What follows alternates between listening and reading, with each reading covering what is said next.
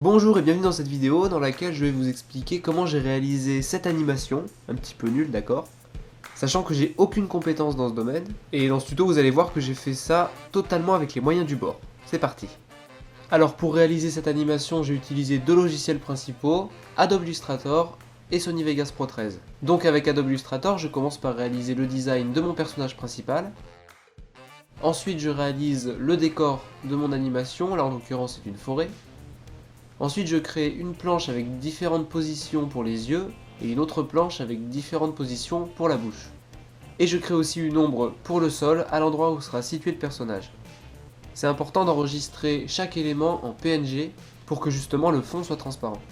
Ensuite j'ouvre Sony Vegas Pro 13, j'importe mon image de forêt, j'importe mon personnage et je le redimensionne pour le placer sur le décor. Et je place aussi l'ombre sous ses pieds que je redimensionne aussi. Ensuite, pour faire en sorte que le personnage cligne des yeux, je retourne dans Illustrator, je sélectionne une paire d'yeux dans la planche et je viens la placer sur mon personnage. J'enregistre en PNG et je recommence avec des yeux un petit peu plus fermés et je réenregistre le tout en PNG. Et enfin, je prends les yeux totalement fermés, je fais la même manipulation et j'enregistre aussi en PNG. Ensuite, j'importe mes trois éléments dans mon logiciel. Je fais en sorte qu'ils ne durent pas trop longtemps parce qu'un clignement d'œil c'est rapide. Et je vais voir les coordonnées de mon personnage, c'est-à-dire à quel endroit il est situé sur l'écran. Et je vais rentrer ces chiffres à chacun des trois visuels que je viens d'importer dans le logiciel. En fait ça va servir à ce qu'ils soient tous placés au même endroit et qu'il n'y ait pas de mouvement bizarre. Voilà. Et ensuite je vais venir faire pareil avec les positions de bouche. Je viens en sélectionner une dans ma planche, je l'importe sur mon personnage et j'enregistre en PNG. Et je fais la même action avec les deux autres positions de bouche. Ensuite je vais venir zoomer sur mon personnage dans mon logiciel et aussi zoomer le décor qui est derrière lui. Je vais aussi flouter un petit peu le décor pour lui donner de la profondeur.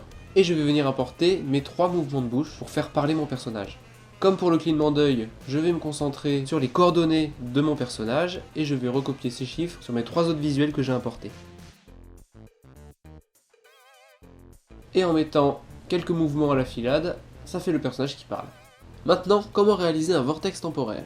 Faites un cercle et dessinez à la plume une espèce de forme pointue qui va vers la droite. Dupliquez cette forme autant de fois que vous le voulez tout autour du cercle. Faites un petit Pathfinder réunion.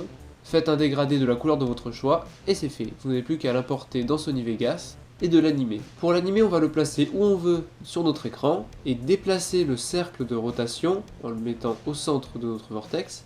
Ensuite, il faut se positionner à la fin de la timeline et faire tourner l'écran autant de fois qu'on le souhaite, pour que le vortex soit animé et qu'il tourne sur lui-même. Voilà.